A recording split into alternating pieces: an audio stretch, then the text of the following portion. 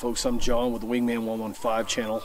Dana invited me, Nick, to come out on a hunt, and thought it'd be no better place to showcase my knife design that's made by Tuff gear. Now, this knife for me had been in development for a couple years. As a video gear reviewer, I've had a chance on my channel to test and review just a ton of just awesome knives, and I've taken a lot of that experience as a gear tester and doing hard use on just a ton of different genre of knives, and also bringing back my heritage of growing up in northern Maine, living in the North Maine woods. My grandfather was a trapper, my dad was a logger, even my mom, everybody white-tailed deer hunted, and nobody really ever used a knife that was longer than, say, a 4-inch blade. It was very rare that you would see any sort of sportsman or quote woodsman be out in the woods that had a blade that was longer than 4 inches. So I came up with the design of this based on my years of experience with my grandfather, my mom and dad hunting whitetails, and a lot of the inspiration is just some of the old timers that were loggers up in northern Maine. And I came up with a drawing that looks like this, and I call this the Mount Laguna. It's made by Tuff gear. It was, like I said, 3 years in the making, and I really wanted to get it right. I wanted to have a hunting knife that was affordable for the sportsman out there. I know a lot of people work hard for their money. I do, and I respect that. And I wanted to do something that just the average sportsman could be able to afford. So I think we hit it right. I reached out to Tuff gear. I sent them the design. They liked it, and we went into production on this. It's made out of Bowler K110.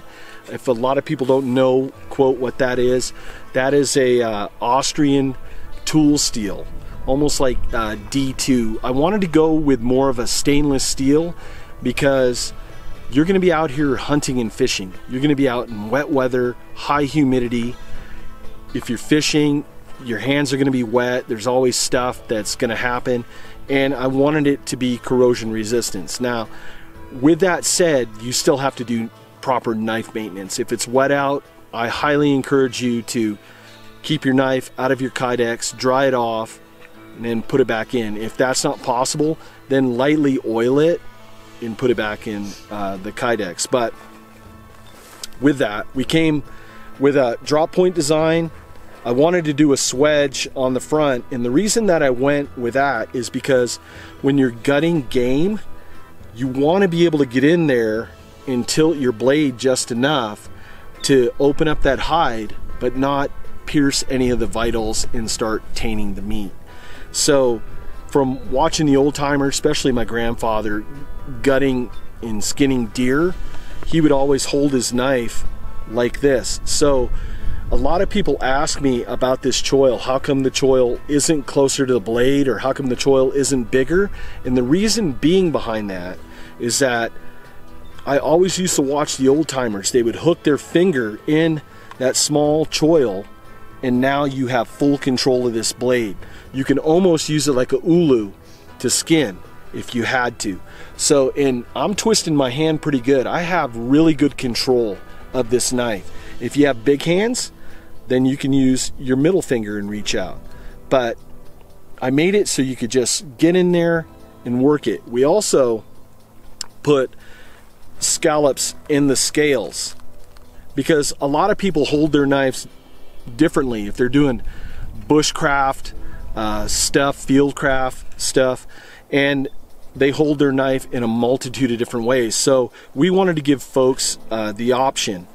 Also put a sweep in the pommel of the knife. That way you could hold it at different configurations. Now, this knife is new. It doesn't have a lanyard on it, but we made the hole big enough to be able to put paracord in there. You could put a lanyard. You could slide your hand back, what I call like a back seat grip, So if you had to chop through something, now keep in mind your knife isn't an axe and it's not going to do what an axe can do, but there may be times where you might have to chop through something, or say you're doing camp chores, you're doing food prep. There's a lot of different things in different ways you can hold your hand on there. Also wanted to go with a 90-degree spine. There's a lot of folks out there that are bushcrafters that do that. Also as a scraper for tinder. So you hear with that sharp 90, you can create a lot of duff to be able to start that fire. Maybe you're a lost hunter. I mean, you could just fill in the blank of the different things that could happen where you would need a 90-degree spine. Also, put a bow drill divot on there, and a lot of people were asking me, why would I put a bow drill divot on a hunting knife?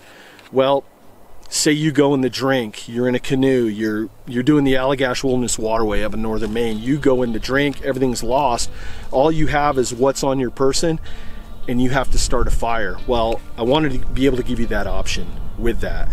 Now, the folks over at Work Tuff Gear did a really nice Kydex sheath.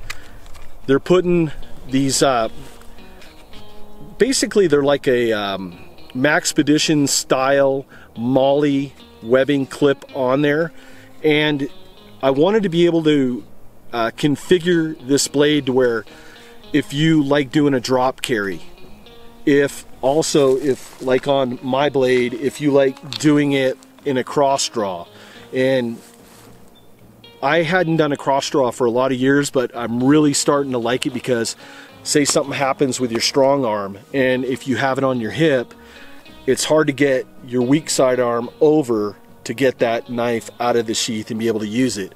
At least with the cross draw, I can pull strong arm, I can pull with the weak arm, I can still be able to use that in the event I slip and fall, I break my arm, I dislocate my shoulder. We're out here, there's a lot of trip and fall hazards out here. Anything could happen, especially when you're by yourself. So in a nutshell, just a small, compact, hunting, fishing, sportsman blade.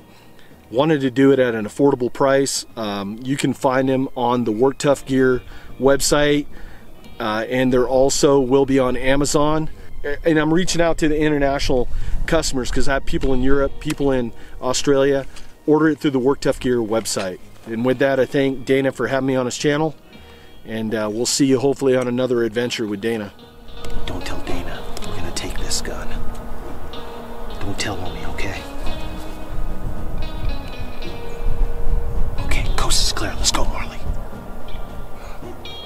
Marley, you're with me, right, girl?